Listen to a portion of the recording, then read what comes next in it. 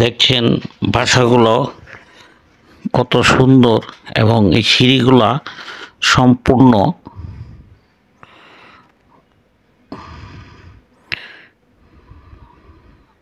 ভিতরেও বারান্দা আছে এবং এটা মুসলমানদের একটা ঐতিহ্য প্রদান করে। কারণ ময়মনসিংহ একটা অঞ্চল, যে অঞ্চলে প্রত্যেক জমিদারের বাসা ছিল, কিন্তু এটা হচ্ছে মুসলমান জমিদারের বাসা। উনি মধুপুরের জমিদার ছিলেন। দেখেন ওনারা বাসাটা কত সুন্দর করে করেছেন।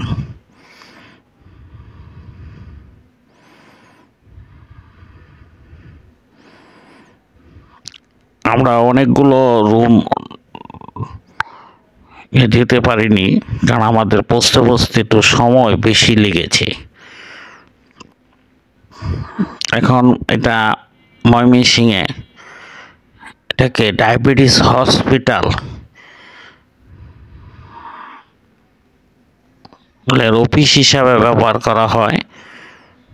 আপনারা দেখছেন যে এটা খুব সম্ভবত, আমার মনে হয় এটা ড্রয়িং রুম ছিল।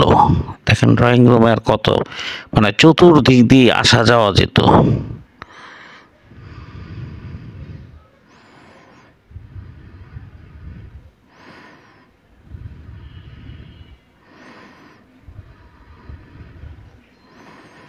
এবং রুমগুলোতে আলো এবং বাতাস প্রচুর থাকার জন্য, যাতে রুমগুলো গরম না হয়ে যায়, সেই জন্য রুমগুলো হাইট খুব সম্ভবত এগুলো 15 ফিট হাইট করা হয়েছিল।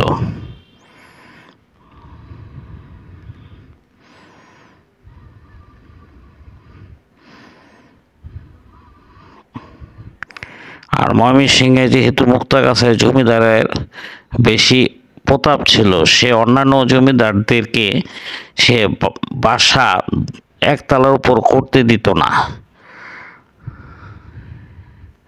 দেখেন কত সুন্দর, এবং যা দেখে আমাদের বুক ভরে যায় যে একজন মুসলমান জমিদার এখানে আছে। এবং এটা অনেক অযত্ন অবহেলায় রয়েছে, যা মোটেই আমাদের কাম্য নয়।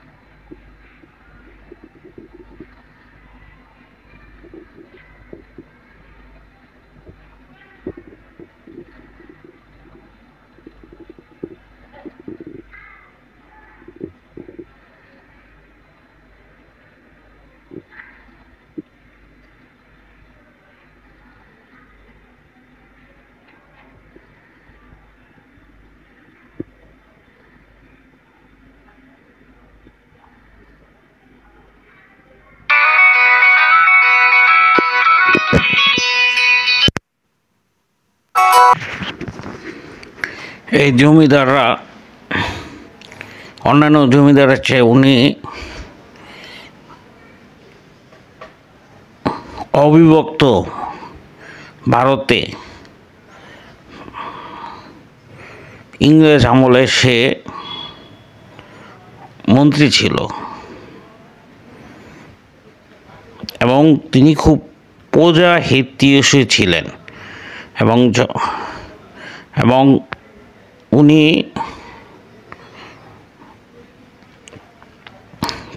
প্রজাদের সুযোগ সুবিধা করার জন্য চেষ্টা করেছিলেন।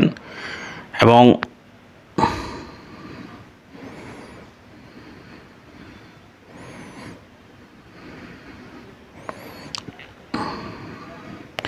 এই জমিদার বাড়ির গেটটিও অন্যান্য জমিদার বাড়ির কিন্তু গেটগুলা অযত্ন অবহেলা কারণে গেটটা এখন আর সেরকম সুন্দর দেখা যায় না, আমরা ছোটবেলায় যেভাবে দেখেছি।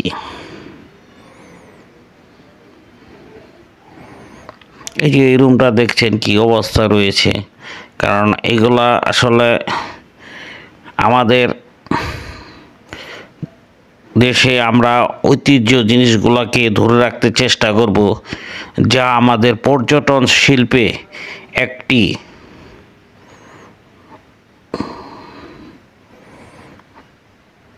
মাইল ফলক হয়ে থাকবে এবং যেটা দেখতে হাজার হাজার লোক এই ময়মনসিংহে আসবে এবং ময়মনসিংহের ইতিহাস এবং ঐতিহ্য সম্বন্ধে জানবে।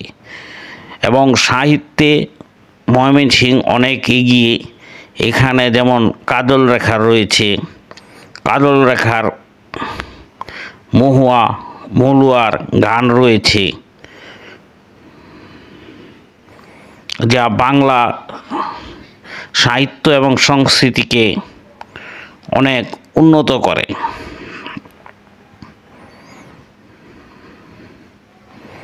দেখেন এইগুলাতে কত সুন্দর সুন্দর ডিজাইন ছিল। অযত্নের জন্য এই বিল্ডিংটা, যেমন শশী লজে যত্ন নেওয়া হয়, এটার কোনো যত্নই নেওয়া হয় না। এই যে দেখেন এখানে, আমরা আশা করব এই ব্যাপারে সংশ্লিষ্ট বিভাগ ব্যবস্থা নেবেন এবং এটা একটা পর্যটনের একটা কেন্দ্র হয়ে দাঁড়াবে, যা আমাদের ময়মনসিংহ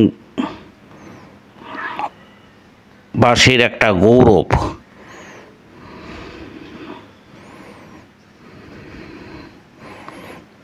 আপনারা ময়মনসিংহ আসবেন এবং এটা ঈশান চক্রবর্তী রোডে এই বাড়িটি অবস্থিত, এটা দেখতে আসবেন এবং আমাদের পর্যটন শিল্পকে আপনারা আরও সমৃদ্ধ করে তুলবেন।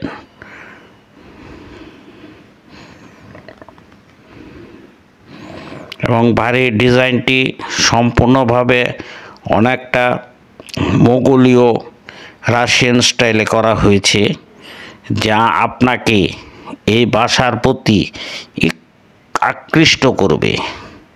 কিন্তু দুর্ভাগ্য হলো সত্য যে আমাদের এই পুরাকীর্তিটি সংরক্ষণ হচ্ছে না ঠিক মতো।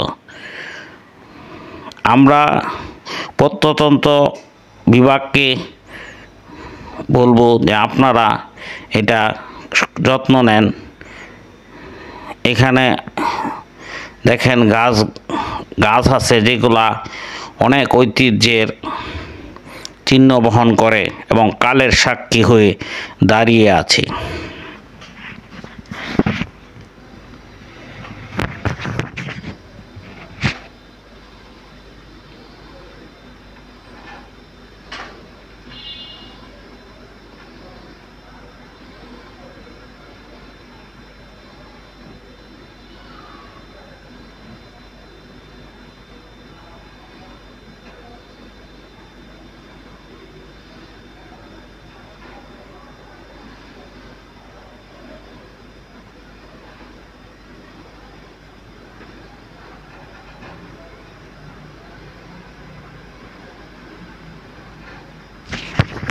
আমরা যারা ভিডিও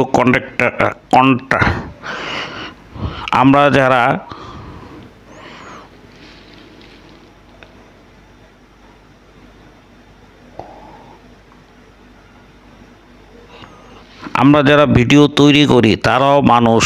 আপনাদের এই ভিডিওটি যদি ভালো লাগে তাহলে আমাদেরকে সাবস্ক্রাইব করবেন, কারণ আমরা আশা নিয়ে থাকি আপনাকে যদি একটু আনন্দ দিতে পারি সেটাই আমাদের অনেক কিছু। আমরা যারা ব্লগার আছি তারা, আপনারাও যেমন দেশকে নিয়ে চিন্তা করেন, আমরাও দেশকে নিয়ে চিন্তা করি এবং দেশের মানুষের বিপদ আপদে কিভাবে তাদেরকে সাহায্য এবং সহযোগিতা করা যায় সে ব্যাপারে আমরা অনেক চেষ্টা করি। এবং আমাদের ময়মনসিংহ বিভাগে একটি ইউটিউব চ্যানেল, আমরা আশা করব আপনারা আমাদেরকে বেশি বেশি ভিউ এবং লাইক, শেয়ার এবং সাবস্ক্রাইব করে দিবেন।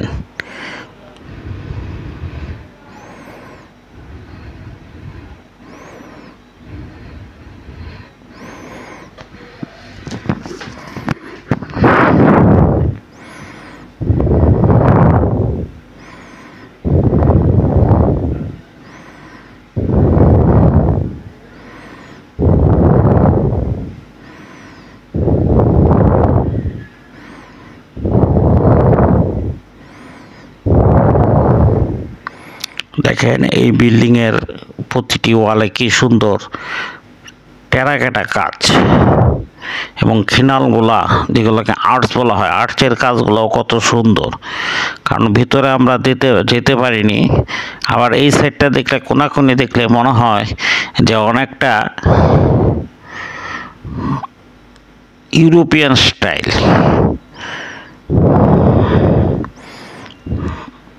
এবং ময়মনসিংহ আসবেন এবং এই পুরাকীর্তিগুলো দেখবেন।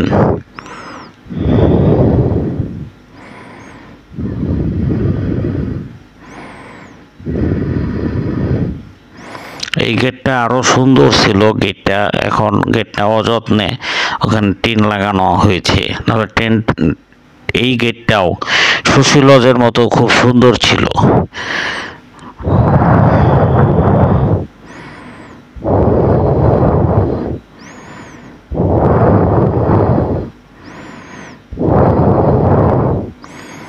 আজকে এখানে আমাদের ভিডিওটি শেষ করছি। আপনারা সুস্থ থাকবেন, আমাদের জন্য দোয়া করবেন, আমরা যেন আরেকটি ভিডিও নিয়ে আপনাদের সামনে উপস্থিত হতে পারি। আল্লাহ হাফেজ।